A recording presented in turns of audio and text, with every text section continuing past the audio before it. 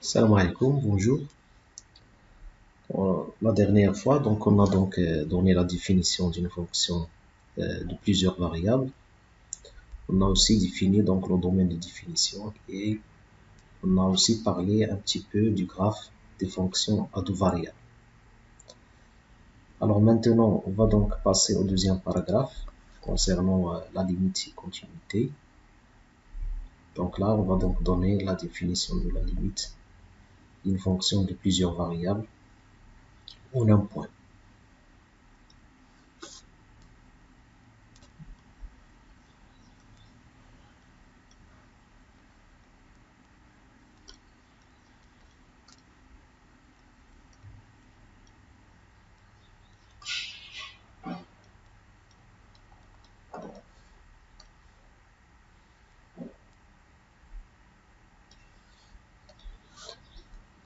Alors on commence par définir donc la limite en un point. Pardon.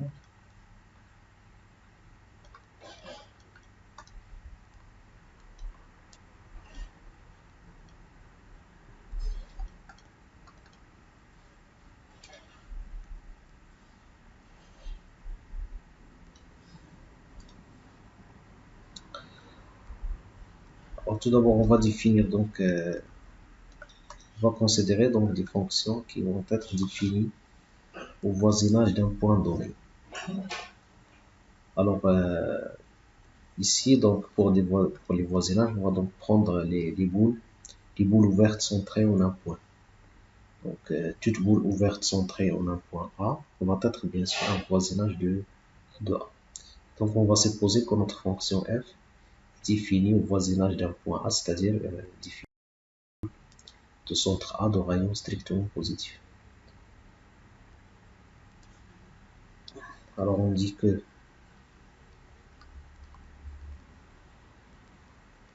fonction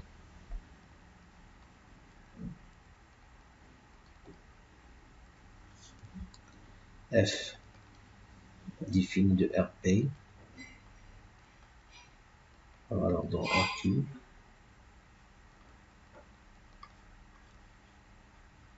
est définie au voisinage de A, au voisinage d'un point A,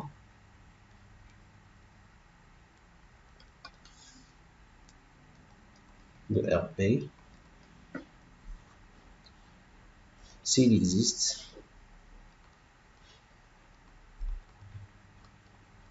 un R positif tel que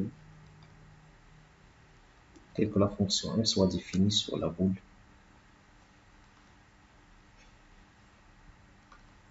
sur la boule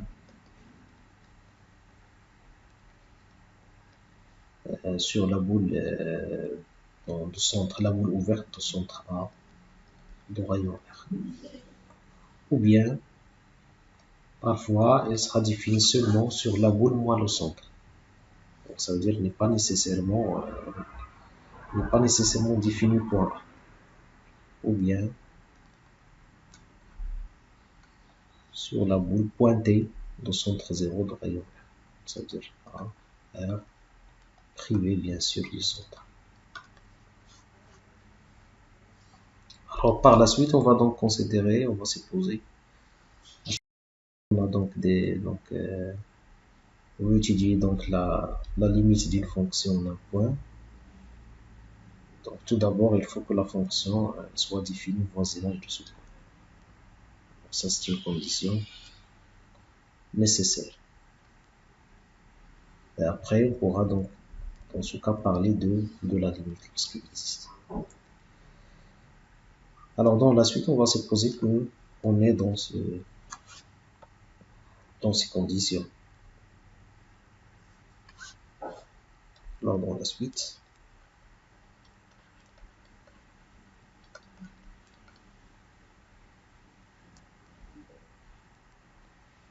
f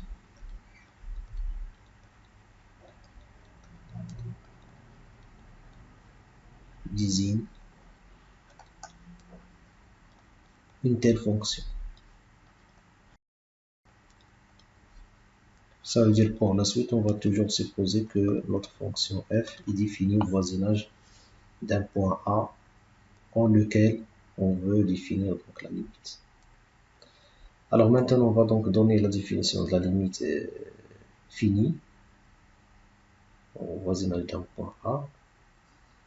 Donc vous allez voir que c'est presque la même définition que vous avez vue pour les fonctions d'une seule variable, sauf ici, on remplace bien sûr la valeur absolue par la norme, par une norme.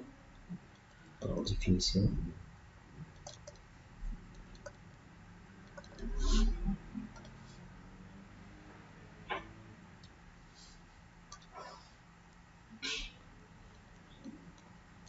Alors on dit que f tend vers L, un élément de RQ,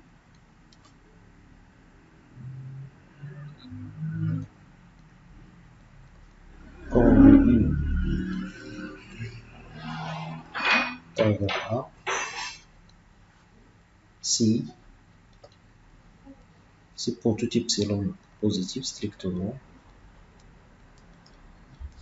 si pour tout epsilon strictement positif, il existe un réel strictement positif noté état, tel qu'on a donc l'image de la boule, l'image de la boule de centre A de rayon état, est incluse dans la boule ouverte de centre L de rayon epsilon. Cela veut dire autrement que lorsque le U tend vers A, ça veut dire la norme de U-A est très petite, alors la norme de F de U-L, bien sûr dans RQ, elle aussi est très petite.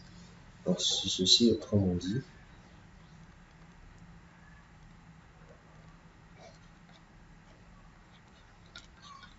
donc bien sûr cette inclusion, on pourra donc l'écrire autrement. Donc quel que soit epsilon positif, il existe état strictement positif tel que quel que soit U.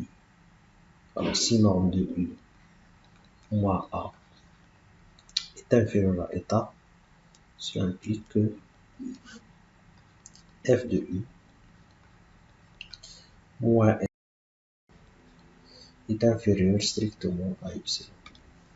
Donc vous voyez, donc c'est presque la même définition que pour les fonctions d'une seule variable, sauf pour les fonctions d'une seule variable, vous avez ici à la place de la norme, vous avez valeur absolue, et de même ici, puisque les fonctions d'une seule variable sont définies d'une partie de R à valeur d'un. Et donc ici, vous voyez, donc ici, en fait, cette norme-là, donc c'est une norme sur RP, d'accord, sur l'espace RP. Cette norme-là, c'est une norme sur R. On pourra donc les noter de la même manière, puisque ici, dans la pratique, on prend bien sûr des normes particulières, puisque toutes les normes sont équivalentes. Là aussi, concernant donc la notion de limite, si on est dans RP ou bien dans RQ, c'est la même chose, donc les normes sont équivalentes. Et donc vous pouvez ici prendre n'importe quelle norme là, dans RP. Dans RQ, la même chose, vous pouvez prendre n'importe quelle norme. Donc, dans la pratique, on prend des normes qui vont simplifier bien sûr les calculs, ça dépend de la fonction. D'accord?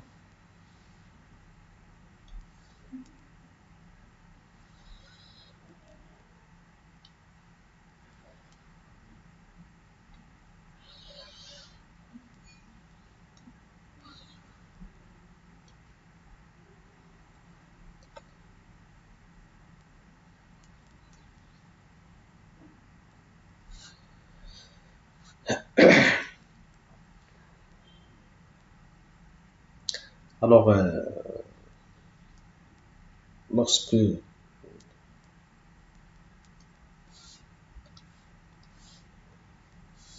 la fonction admet une limite L point A, lorsque f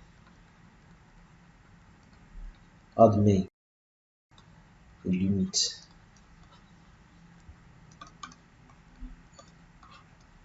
au point A.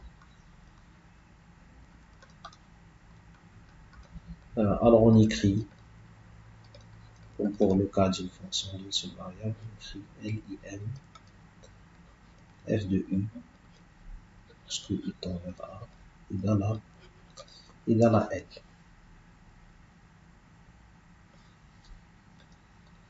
Alors là aussi, il y a unicité de la limite, comme pour le cas d'une fonction d'une seule variable. Lorsque la limite existe ici, alors le L en fait il est unique. D'accord? Alors, si f admet une limite au point A,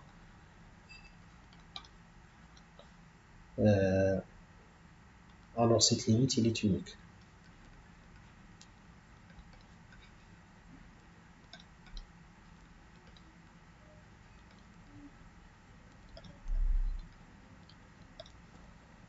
Alors elle est unique. Pourquoi? Ici, vous pouvez donc le montrer. En effet,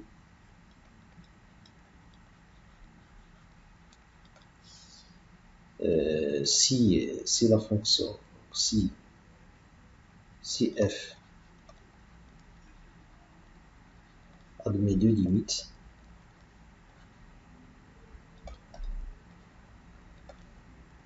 L1 et L2 au point A, d'accord? Alors, supposons que la fonction admet des limites L1 et L2 au point A tel que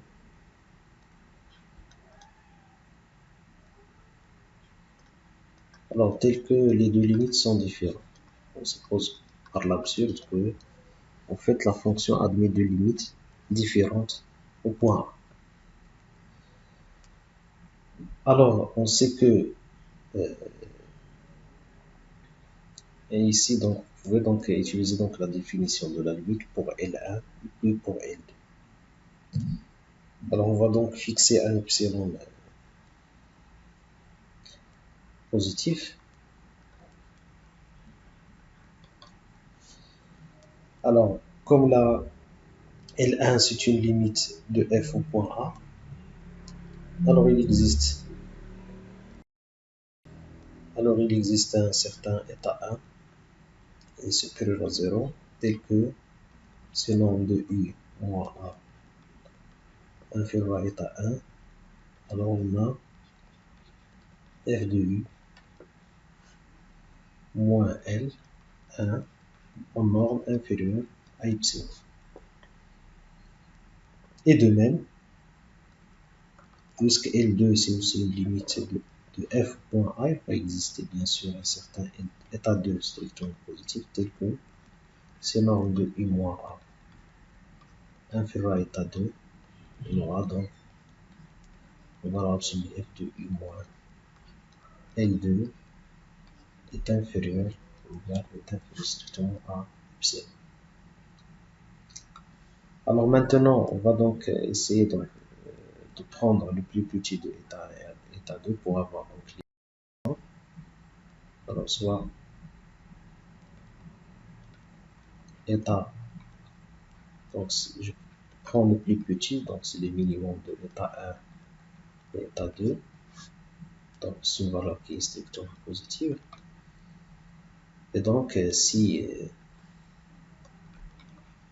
vous avez donc la norme de u moins A est inférieure à état, on aura donc à la fois, puisqu'il est inférieur à état, donc état c'est le plus petit de état 1 et état 2, donc on aura à la fois ces deux inégalités. D'accord? On aura donc f2 de u moins L1 en norme inférieure à epsilon, et de même f de u moins L2 inférieur à epsilon. Alors maintenant, on va essayer de majorer la norme de L1 moins L2. Alors d'autre part, On a, donc si vous utilisez donc l'inégalité triangulaire, vous aurez L1 moins L2 en norme. Donc il est égal à F de U moins L2 plus L1 moins L2. Et donc il sera inférieur, d'après l'inégalité triangulaire, il est inférieur à F de U moins L2 plus norme de L1 moins L2.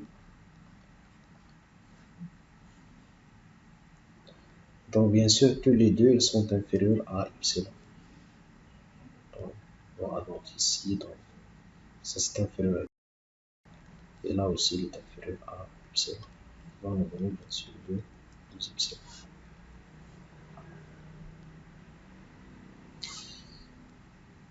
Donc c'est-à-dire que qu'est-ce qu'on a trouvé? On a trouvé que pour tout epsilon positif, strictement on a donc norme de L1 moins L2 est inférieur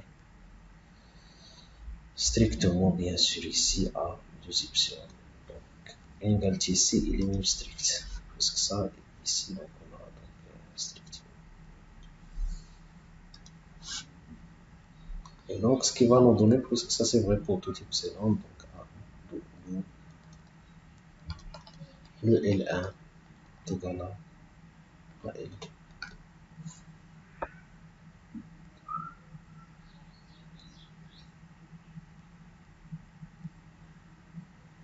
Donc ce qui est contradictoire avec donc, l'hypothèse qu'on a supposée au début. On a supposé que L1 égale L2, on a trouvé donc une contradiction. D'accord.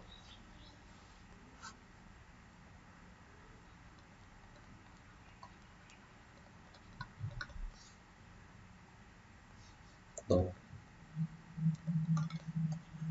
L1 égale L2.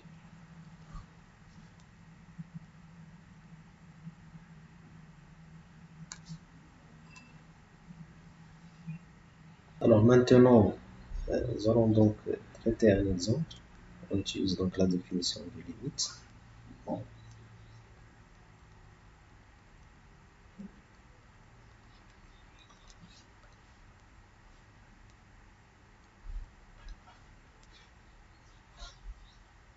Alors soit f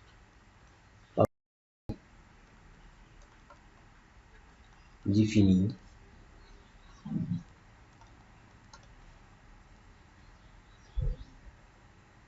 sur R2 moins 0, 0 par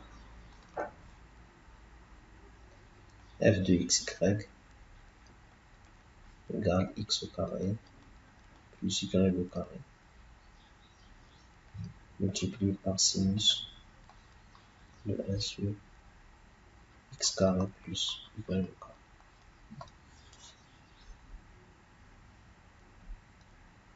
Alors ici, nous allons donc montrer que la limite de f de xy, lorsque le xy tend vers 0, 0, il est égal en fait à 0.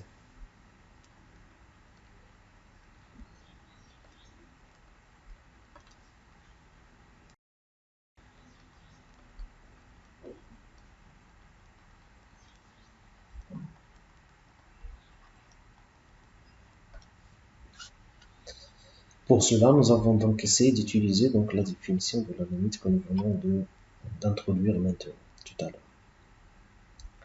Alors ici, bien sûr, le U c'est xy, le L c'est 0, et le point A c'est le point 0, 0. Alors pour donc ici, soit donc on va considérer tout d'abord un xy qui est non nul, dans R2 privé du point 0, 0. Donc bien sûr, cette fonction est définie sur R2 moins l'origine, et par suite il est défini au voisinage de ce point. Il est défini, en fait, il est défini sur la boule de centre 0, 0. Dans le rayon par exemple 1, bien sûr ce point. D'accord. En fait, il est défini au voisinage de ce point. Donc on pourra donc parler de sa limite au voisinage du point 0, 0. Alors tout d'abord, nous allons donc essayer de majorer f de x, y. Donc, si vous faites ici, donc on va donc prendre ici donc la norme euclidienne, par exemple, en supposant.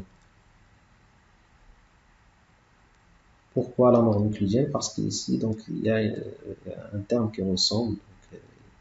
Donc, il y a le x carré plus y carré, donc ça figure dans la norme euclidienne. Alors, supposons que R2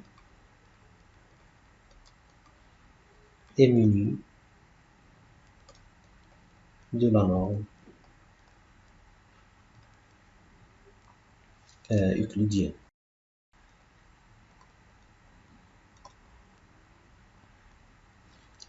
Donc, bien sûr, c'est la norme qu'on a notée donc ici, c'est-à-dire que quel que soit x, y dans R2, norme de x, y, norme 2, c'est exactement la racine carrée x au carré plus y au carré. Alors, puisqu'ici, nous allons donc essayer de majorer donc, f de x, y, voilà, norme de x, y. Donc ici, bien sûr, puisqu'il est à valeur dans R, donc ici, la norme, ça sera bien sûr la valeur absolue. D'accord.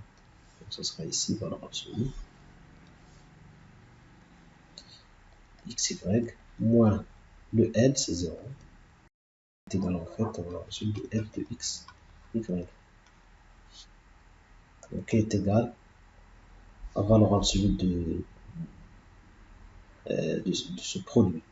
Alors là, c'est positif, donc ça reste x carré plus y carré, multiplié par la valeur absolue du sinus. Sinus 1 sur x carré plus y carré.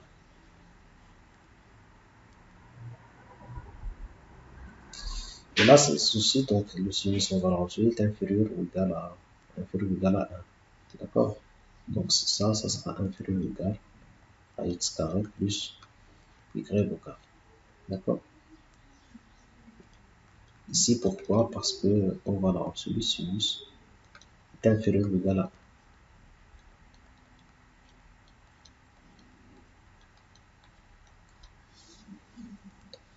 1. Et là, si on est x carré plus y carré, c'est exactement, ça c'est exactement la norme de x, y, la norme 2 au carré. Et donc, si on prend donc un epsilon, donc soit maintenant un epsilon positif, et donc pour que cette quantité-là soit inférieure, pour cette quantité-là soit inférieure à epsilon, il suffit que cette quantité soit inférieure à epsilon. Parce que ça, c'est plus petit que ça. Alors pour que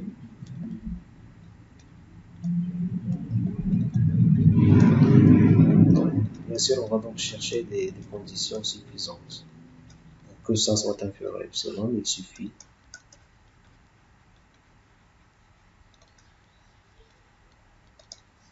que cette norme de x, y au carré en norme 2 soit inférieure strictement à epsilon. C'est-à-dire que la norme de x, y, il suffit qu'elle soit inférieure, bien sûr, à racine de epsilon. Donc, c'est-à-dire encore une fois, donc ça ce n'est autre que la norme de x, y moins 0, 0 est inférieure strictement à racine de epsilon. Et là, vous voyez donc ça, c'est exactement la norme de i moins a dans la définition. Donc, c'est exactement la norme de i moins a ici. D'accord? Donc, le u c'est x, y, le a dans notre cas c'est 0, 0.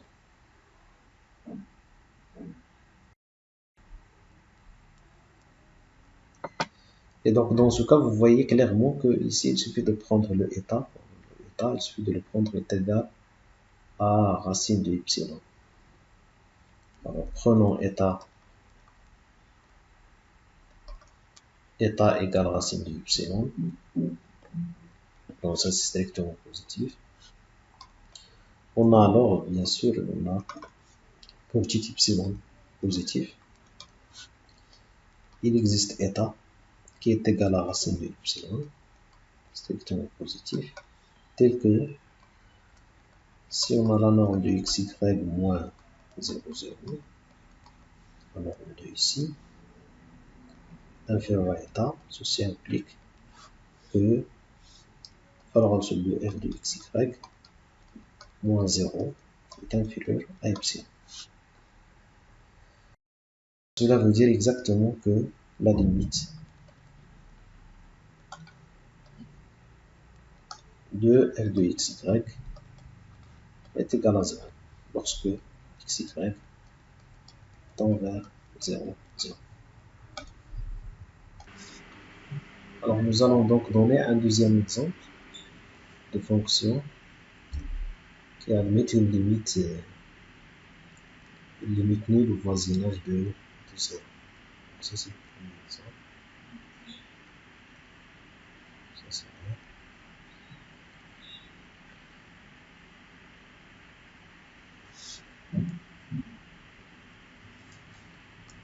Bon, maintenant, on va considérer un deuxième exemple, soit j'ai la fonction définie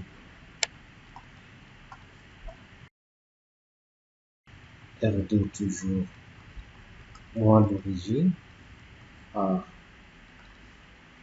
G de xy égale xy au carré divisé par x carré plus y au carré. Alors nous allons montrer que la limite de cette fonction lorsque xy tend vers 0, 0, c'est égal à 0.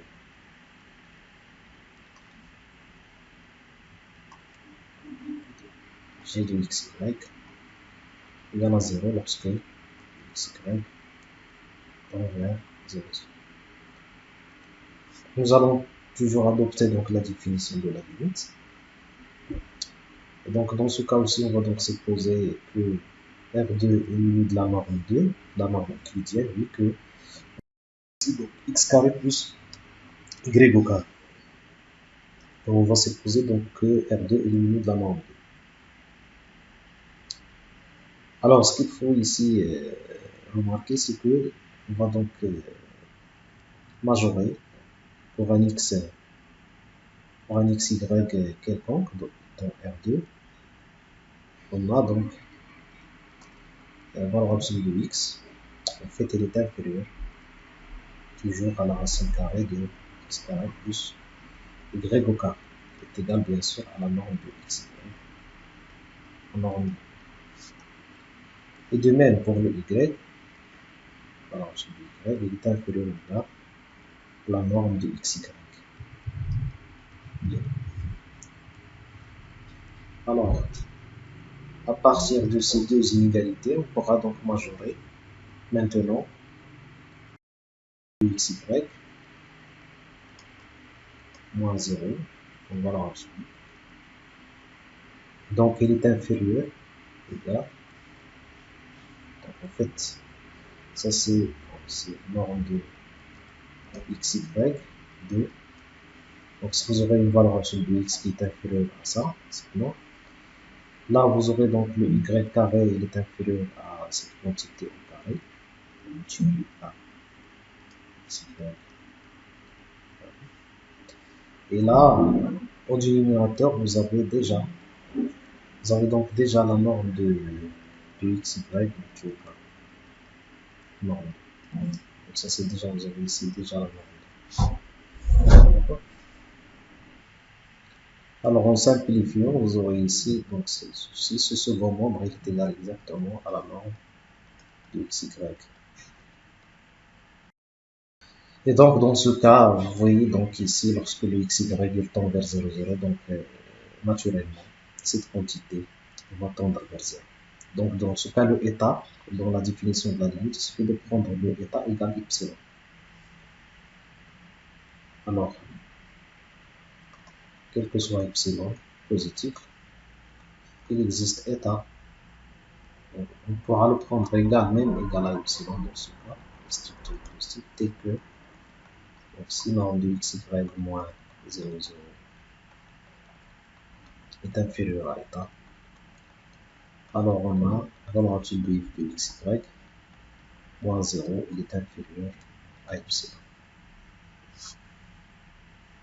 Donc ici le g, pardon, puisque la fonction c'est déjà noté g.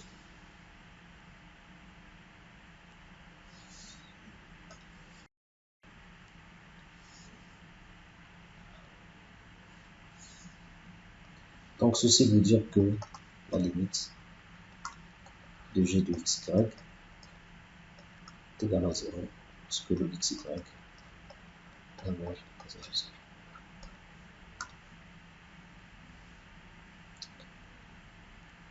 Donc là, on a donc traité deux exemples, on a utilisé donc la définition de la limite. Alors dans la pratique, souvent on n'utilise pas, donc c'est pas toujours possible d'utiliser la définition de la limite, puisque généralement, si l'expression de la fonction est un petit peu compliquée, donc ça sera difficile de trouver bien sûr l'état en fonction de epsilon. Donc il y aura plusieurs calculs à faire pour trouver bien sûr l'état en fonction de epsilon qui vérifie bien sûr la définition de la limite. Alors dans la pratique, on va donc utiliser donc techniques de calcul de limite, des techniques qui permettent de calculer la limite ou bien de montrer qu'une fonction n'admet pas de limite ou d'un point. Alors il y a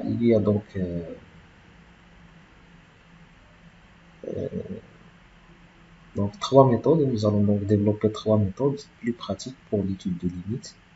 Donc il y a l'utilisation des suites, et puis il y a ce qu'on appelle l'utilisation des coordonnées polaires, et après il y a l'utilisation des courbes.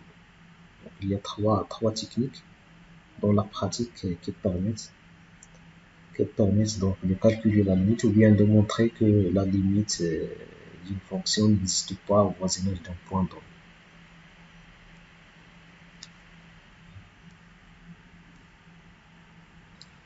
Alors donc ces techniques-là, on va donc les traiter dans la séance prochaine.